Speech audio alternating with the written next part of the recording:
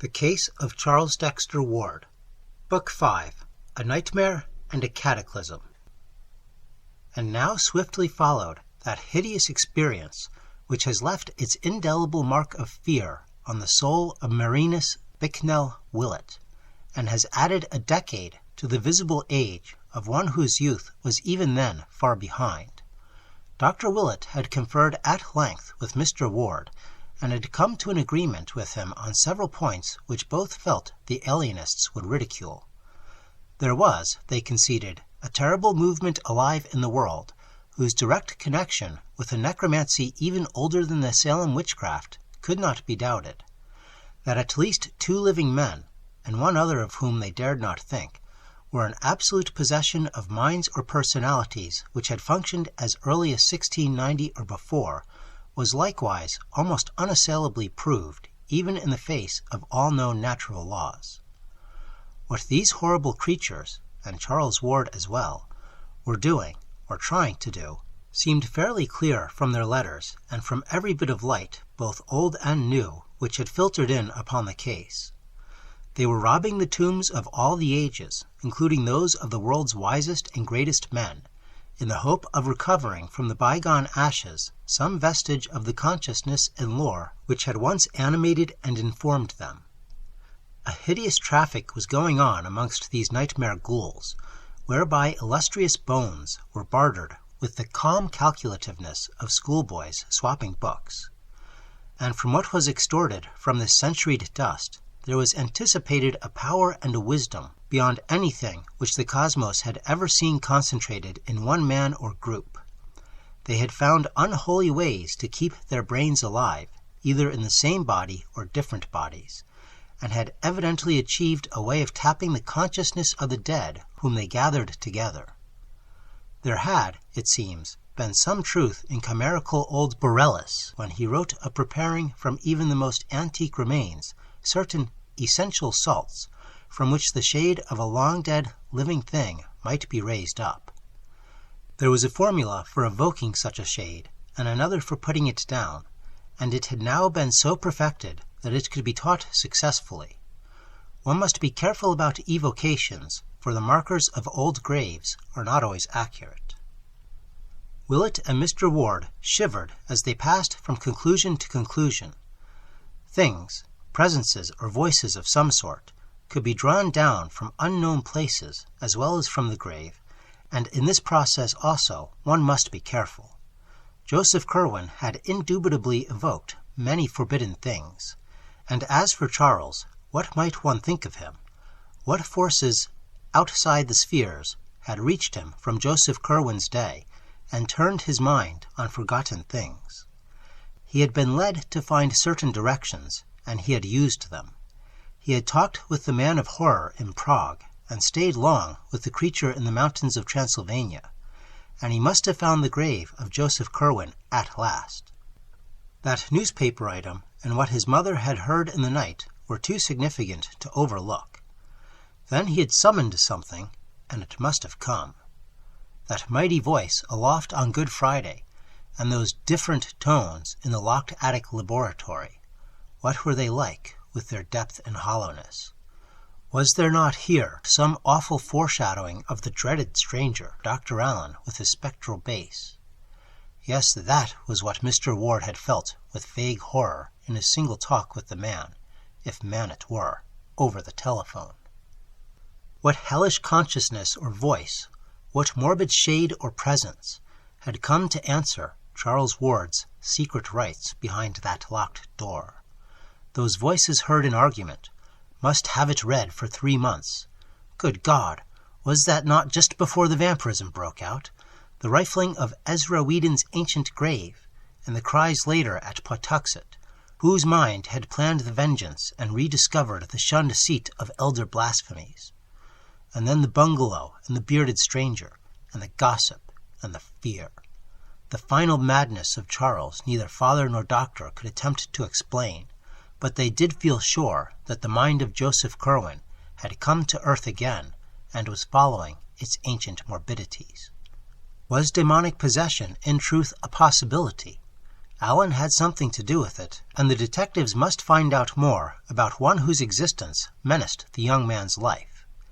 In the meantime, since the existence of some vast crypt beneath the bungalow seemed virtually beyond dispute, some effort must be made to find it. Willett and Mr. Ward, conscious of the skeptical attitude of the alienists, resolved during their final conference to undertake a joint secret exploration of unparalleled thoroughness, and agreed to meet at the bungalow on the following morning with valises and with certain tools and accessories suited to architectural search and underground exploration. The morning of April 6th dawned clear, and both explorers were at the bungalow by 10 o'clock. Mr. Ward had the key, and an entry and cursory survey were made.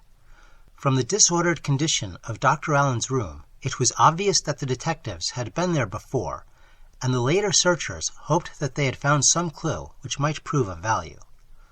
Of course, the main business lay in the cellar, so thither they descended without much delay, again making the circuit which each had vainly made before in the presence of the mad young owner. For a time everything seemed baffling, each inch of the earthen floor and stone walls having so solid and innocuous an aspect that the thought of a yawning aperture was scarcely to be entertained.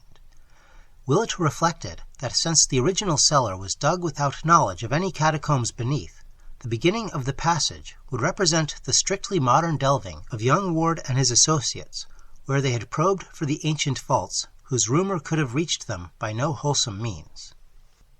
The doctor tried to put himself in Charles's place to see how a delver would be likely to start, but could not gain much inspiration from this method. Then he decided on elimination as a policy, and went carefully over the whole subterranean surface, both vertical and horizontal, trying to account for every inch separately.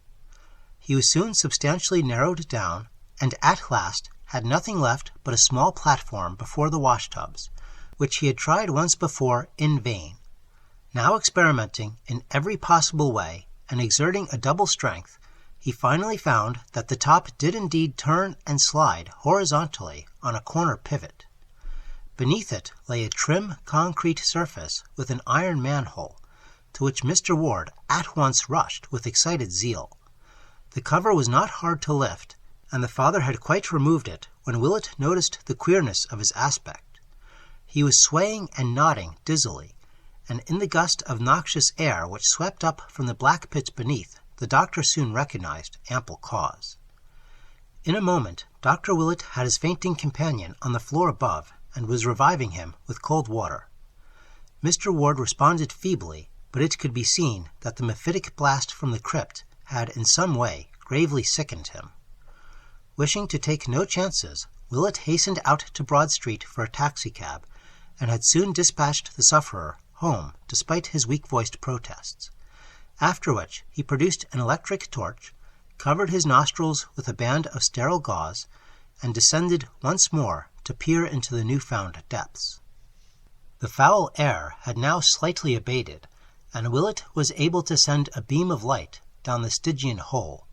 For about 10 feet, he saw, it was a sheer cylindrical drop with concrete walls and an iron ladder, after which the hole appeared to strike a flight of old stone steps, which must originally have emerged to earth somewhat southwest of the present building. Willett freely admits that for a moment the memory of the old Curwen legends kept him from climbing down alone into that malodorous gulf. He could not help thinking of what Luke Fenner had reported on that last monstrous night. Then duty asserted itself, and he made the plunge, carrying a great valise for the removal of whatever papers might prove of supreme importance. Slowly, as befitted one of his years, he descended the ladder and reached the slimy steps below. This was ancient masonry, his torch told him, and upon the dripping walls he saw the unwholesome moss of centuries. Down, down ran the steps, not spirally, but in 3 abrupt turns, and with such narrowness that 2 men could have passed only with difficulty. He had counted about 30 when a sound reached him very faintly, and after that he did not feel disposed to count any more. It was a godless sound, one of those low-keyed, insidious outrages of nature which are not meant to be. To call it a dull wail, a doom-dragged whine, or a hopeless howl of chorused anguish and stricken flesh without mind would be to miss its most quintessential loathsomeness and soul-sickening overtones. Was it for this that Ward had seemed to listen on that day he was removed? It was the most shocking thing that Willett had ever heard, and it continued from no determinate point as the doctor reached the bottom of the steps and cast his torchlight around on lofty corridor walls surmounted by cyclopean vaulting and pierced by numberless black archways. The hall in which he stood was perhaps 14 feet high to the middle of the vaulting, and 10 or 12 feet broad. Its pavement was of large chipped flagstones, and its walls and roof were of dressed masonry. Its length he could not imagine, for it stretched ahead indefinitely into the blackness. Of the archways, some had doors of the old 6-paneled colonial type, whilst others had none. Overcoming the dread induced by the smell and the howling, Willett began to explore these archways one by one, finding beyond them rooms with groined stone ceilings, each of medium size and apparently of bizarre uses. Most of them had fireplaces, the upper courses of whose chimneys would have formed an interesting study in engineering. Never before or since had he seen such instruments, or suggestions of instruments, as here loomed up on every hand through the burying dust and cobwebs of a century and a half, in many cases evidently shattered as if by the ancient raiders. For many of the chambers seemed wholly untrodden by modern feet, and must have represented the earliest and most obsolete phases of Joseph Curwen's experimentation. Finally there came a room of obvious modernity, or at least of recent occupancy.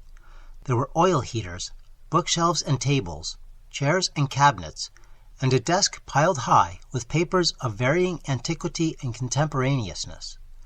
Candlesticks and oil lamps stood about in several places, and finding a match-safe handy, Willett lighted such as were ready for use. In the fuller gleam, it appeared that this apartment was nothing less than the latest study or library of Charles Ward. Of the books, the doctor had seen many before, and a good part of the furniture had plainly come from the Prospect Street mansion. Here and there was a piece well known to Willett, and the sense of familiarity became so great that he half forgot the noisomeness and the wailing, both of which were plainer here than they had been at the foot of the steps. His first duty, as planned long ahead, was to find and seize any papers which might seem of vital importance, especially those portentous documents found by Charles so long ago behind the picture in Olney Court. As he searched, he perceived how stupendous a task the final unraveling would be, for file on file was stuffed with papers in curious hands and bearing curious designs, so that months or even years might be needed for a thorough deciphering and editing. Once he found large packets of letters with Prague and raucous postmarks, and in writing clearly recognizable as Orne's and Hutchinson's, all of which he took with him as part of the bundle to be removed in his valise. At last, in a locked mahogany cabinet once gracing the Ward home, Willett found the batch of old Curwen papers, recognizing them from the reluctant glimpse Charles had granted him so many years ago. The youth had evidently kept them together very much as they had been when he first found them, since all the titles recalled by the workman were present except the papers addressed to Orne and Hutchinson, and the cipher with its key. Willett placed the entire lot in his valise and continued his examination of the files.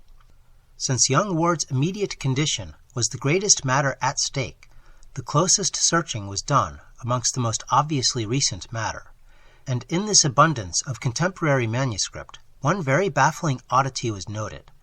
The oddity was the slight amount in Charles's normal writing, which indeed included nothing more recent than 2 months before. On the other hand, there were literally reams of symbols and formulae, historical notes and philosophical comment, in a crabbed penmanship absolutely identical with the ancient script of Joseph Curwen, though of undeniably modern dating. Plainly, A part of the later-day program had been a sedulous imitation of the old wizard's writing, which Charles seemed to have carried to a marvelous state of perfection. Of any third hand which might have been Alan's, there was no trace. If he had indeed come to be the leader, he must have forced young Ward to act as his amanuensis. In this new material, one mystic formula, or rather pair of formulae, recurred so often that Willett had it by heart before he had half finished his quest. It consisted of two parallel columns, the left-hand one surmounted by the archaic symbol called Dragon's Head, and used in almanacs to indicate the ascending node, and in the right-hand one headed by a corresponding sign of Dragon's Tail, or descending node. The appearance of the whole was something like this, and almost unconsciously the doctor realized that the second half was no more than the first, written syllabically backward, with the exception of the final monosyllables and of the odd name Yog-Sothoth, which he had come to recognize under various spellings from other things he had seen in connection with this horrible matter. The formulae were as follows, exactly so, as Willett is abundantly able to testify, and the first one struck an odd note of uncomfortable latent memory in his brain, which he recognized later when reviewing the events of that horrible Good Friday of the previous year. Yai nga, Yog-Sothoth, Hil Geb, Fai Thradag, Wa. Agthrad Eif, Gebel Iya, Yog-Sothoth, Ngaya, Zro. So haunting were these formulae, and so frequently did he come upon them, that before the doctor knew it, he was repeating them under his breath. Eventually, however, he felt he had secured all the papers he could digest to advantage for the present, hence resolved to examine no more till he could bring the skeptical alienists en masse for an ampler and more systematic raid. He had still to find the hidden laboratory, so leaving his valise in the lighted room, he emerged again into the black, noisome corridor, whose vaulting echoed ceaselessly with the dull and hideous whine. The next few rooms he tried were all abandoned, or filled only with crumbling boxes and ominous-looking leaden coffins, but impressed him deeply with the magnitude of Joseph Curwen's original operations. He thought of the slaves and seamen who had disappeared, of the graves which had been violated in every part of the world, and of what the final raiding party must have seen. And then he decided it was better not to think any more. Once a great stone staircase mounted at his right, and he deduced that this must have reached to one of the Curwen outbuildings, perhaps the famous stone edifice with the high slit-like windows, provided the steps he had descended had led from the steep-roofed farmhouse. Suddenly, the walls seemed to fall away ahead, and the stench and the wailing grew stronger. Willett saw that he had come upon a vast open space, so great that his torchlight would not carry across it, and as he advanced, he encountered occasional stout pillars supporting the arches of the roof. After a time, he reached a circle of pillars grouped like the monoliths of Stonehenge, with a large carved altar on a base of 3 steps in the center, and so curious were the carvings on that altar that he approached to study them with his electric light. But when he saw what they were, he shrank away shuddering, and did not stop to investigate the dark stains which discolored the upper surface and had spread down the sides in occasional thin lines. Instead, he found the distant wall and traced it as it swept round in a gigantic circle perforated by occasional black doorways and indented by a myriad of shallow cells with iron gratings and wrist and ankle bonds on chains fastened to the stone of the concave rear masonry. These cells were empty, but still the horrible odor and the dismal moaning continued, more insistent now than ever, and seemingly varied at times by a sort of slippery thumping.